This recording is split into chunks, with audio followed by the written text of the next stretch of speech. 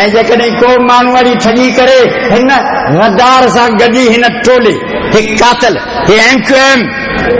MQM Changez Hulagu खां वधीक कमीनी ज़लील ऐं घटि क्लास आहे नियाणियुनि जे छातियुनि ते हिननि कयो आहे मुंहुं ॾिठो आहे हिननि अखियुनि सां वज़रात लाइ करे हिननि कमीननि चके जे माण्हुनि खे खणी पाइण सां गॾु तजे मखे हिननि खे वज़रात में शामिल करणु खपे छा था चओ ऐं जेको ईअं करे त छा सम्झणु खपे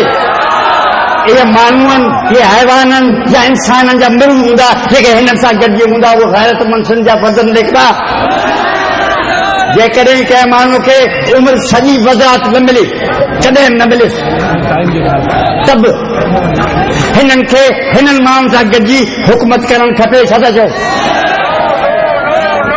टाइम इलाही थी वियो आहे हिकिड़ी ॻाल्हि तइ थी एमक्यूएम सां गॾिजी सिंध जे एमक्यूएम खे सिंध जे मथां कंहिं सां बि गॾिजी हुकूमत करण जो हक़ आहे अचे त उनखे बर्दाश्त कजे हे माण्हुनि जा मिरूं आहिनि इन्हनि सां गॾु जेके हे सथारी वेठा आहिनि इन्हनि खे छा करणु खपे जेके हींअर सां गॾु वेठा आहिनि